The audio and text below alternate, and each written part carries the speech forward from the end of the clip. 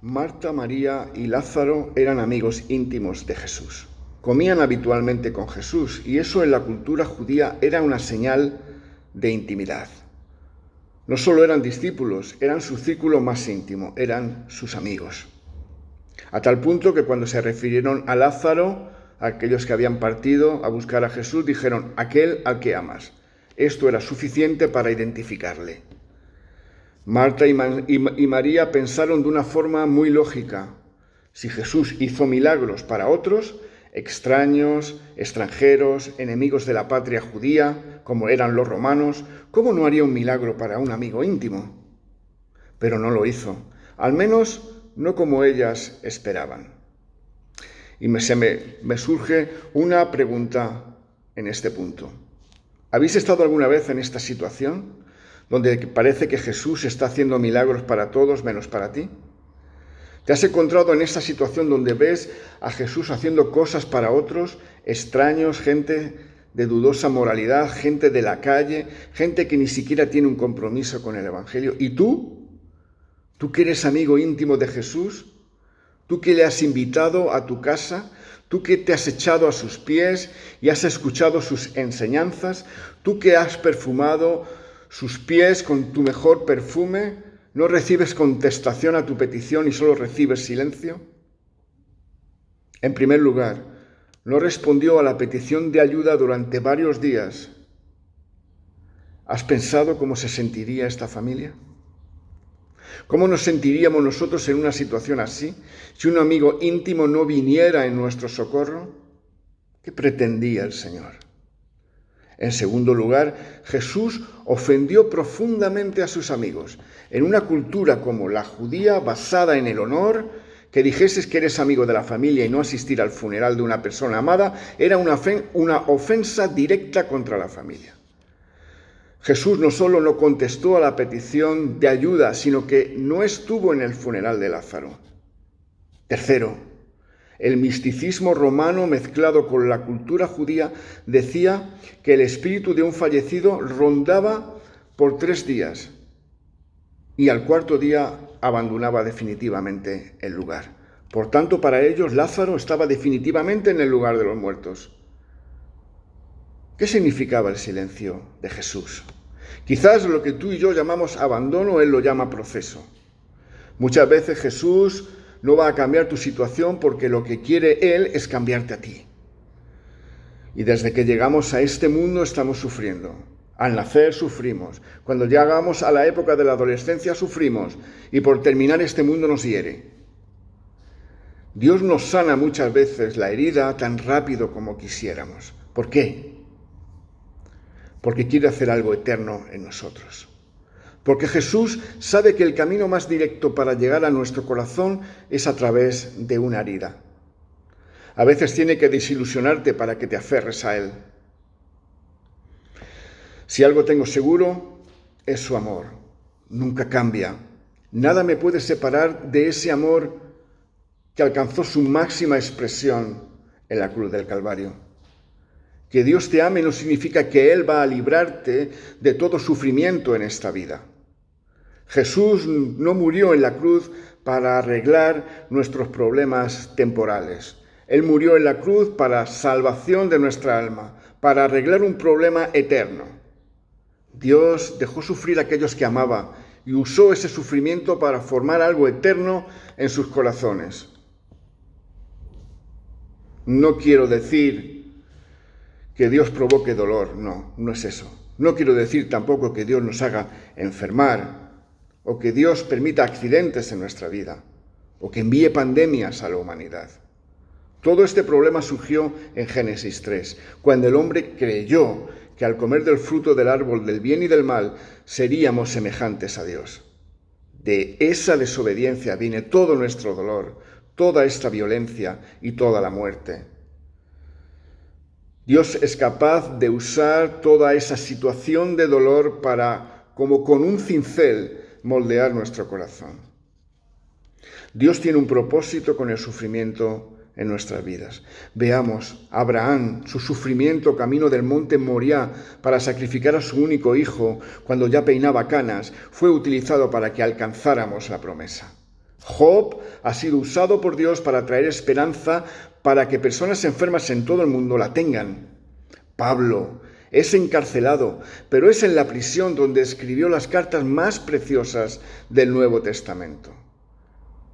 Textos como este, pues los sufrimientos ligeros y efímeros que ahora padecemos producen una gloria eterna que vale muchísimo más que todo sufrimiento. Segunda de Corintios 4:17. La cruz, símbolo vergonzoso, sucio y cruel que representa la tortura y muerte, la cual Dios decidió usar y transformar en un símbolo de esperanza para millones de personas. Dios es capaz de cambiar el mal por bien. El sufrimiento, la incomprensión va a hacer algo en nuestro corazón. Y se acercan tiempos donde quizás tengamos que vivir una cruel realidad económica y eso nos hará sufrir. Y quizás pensemos, ¿por qué Dios guarda silencio? El sufrimiento te transforma siempre. O te transforma en un monstruo o te transforma en alguien parecido a Jesús, dependiendo de cómo tú vayas a enfrentar, a reaccionar. Lo que me impresionó de la familia Carson al perder a su hijo y de regreso a Benín fue que ellos dijeron, Dios dio, Dios quitó. No había amargura en su corazón, ni desilusión, ni tristeza. Estaban procesando ese tiempo, el dolor estaba ahí, pero era un proceso para que Dios posara en ellos un pozo de paz para enfrentar otro tipo de cosas. Dios es un Señor cruel que permite en nosotros cosas para hacernos daño. Él nos ama. Y algunas de las virtudes más hermosas del cristianismo se generan en atmósferas de sufrimiento. ¿Cómo desarrollarías, pues, el perdón sin que un desgraciado te ofendiese? ¿Cómo desarrollarías la compasión si no hubiese viudas, huérfanos y enfermos? ¿Cómo desarrollarías la paciencia si no tuvieses que esperar durante años el cumplimiento de una promesa? ¿Cómo desarrollarías la generosidad si no hubiese gente en estrechez económica en nuestra comunidad? Y quiero decirte algo con esto. Si Dios contestase instantáneamente siempre nuestras oraciones, como nosotros queremos, nunca desarrollaríamos el carácter de Cristo. Estando en África y viendo las noticias cuando nuestros hermanos eran quemados en Nigeria, iglesias arrasadas, yo me preguntaba, Señor, ¿por qué tanto dolor? Pero yo logré entender que el Señor quiere una esposa que entienda sus heridas. El Cristo que sufrió desea una esposa experimentada en sufrimiento. No quiere una novia malcriada y caprichosa. Quiere casarse con una iglesia que comparta sus heridas. Y si no nos gusta esta parte del Evangelio, quizás tendríamos que dejarlo. El sufrimiento me ha hecho ser más sensible a mí. Ahora, cuando alguien me habla de sus padecimientos, me doy cuenta de que mi teología es insuficiente, que necesito más empatía, que a veces simplemente tengo que abrazar a las personas y nada más. Querido amigo, qué desvalido te deja la duda. No hay sepulcro más oscuro que la duda si hubieses estado aquí. ¿No te resulta conocido ese clamor? Cuando la crisis económica llega a tu hogar, cuando un narcotraficante toca a uno de tus hijos, cuando un accidente deja en silla de ruedas a un ser querido. Jesús, ¿dónde estás? ¿Por qué no hiciste nada para impedirlo? Algo que me consuela de esta historia de Lázaro es que Jesús no reprende a Marta y a María por expresar su dolor, las entiende. Jesús está esperando un diálogo sincero. El lugar donde derramar tus dudas siempre será los pies de Cristo. Cuando Marta le dijo, la muerte ha vencido, Jesús le dijo, no. El que cree en mí, aunque esté muerto, vivirá. Le estaba dando una perspectiva eterna. Y Jesús lloró y lo hizo por empatía. ¿Alguien te ha traicionado? A Jesús lo hicieron sus amigos. Alguien te ha abandonado, a Jesús le abandonaron sus amigos. Alguien te ha puesto en vergüenza, a Jesús lo avergonzó la cruz.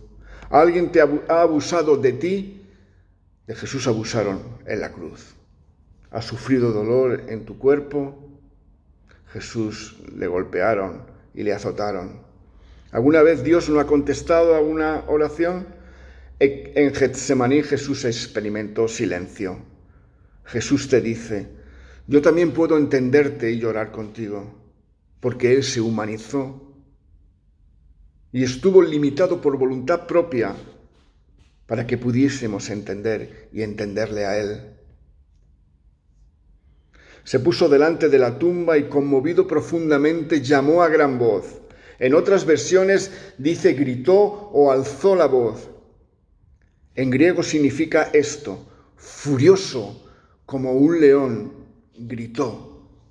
Muerte, suelta a Lázaro. Y la muerte lo soltó. Jesús hizo algo mayor que una resurrección después de 4 días. Él fue a la cruz y le gritó a la muerte, suelta a mis hijos. Por eso la muerte ya no tiene ningún poder ni autoridad sobre nosotros. ¿Dónde está, oh muerte, tu aguijón? En el verso 4 de este capítulo 11 de Juan encontramos la esencia de la enseñanza. Esta enfermedad no es para muerte, sino para la gloria de Dios, para que el Hijo del Hombre sea glorificado por ella. Nuestra vida tiene que estar rendida para la gloria del Señor, si así lo hemos decidido, si hemos decidido que Él sea Señor, si le hemos entregado nuestra vida, si hemos dicho en la profundidad de nuestro ser, ya no vivo yo, ya no viven mis miedos, ya no vive mi voluntad, ni mis deseos. Todo es para la gloria de Dios. Dice el libro de Éxodo, capítulo 14 y verso 14, el Señor combatirá por ustedes y ustedes se quedarán en silencio. Es difícil quedarse en silencio por cuanto puede hacer Dios. Se generan dudas y confusiones, pero es ahí donde tú no puedes solucionar cuando Dios puede obrar. Aunque parezca que Él no está obrando, Él lo está haciendo. Dios siempre está trabajando. Job levantó los brazos y adoró, y dijo esto tan precioso. De oídas había oído de ti, pero ahora mis ojos te ven. Queridos hermanos, mucho ánimo. Dios siempre tiene un plan y un propósito. Confiemos en Él. Él nunca defrauda. Que el Señor os bendiga.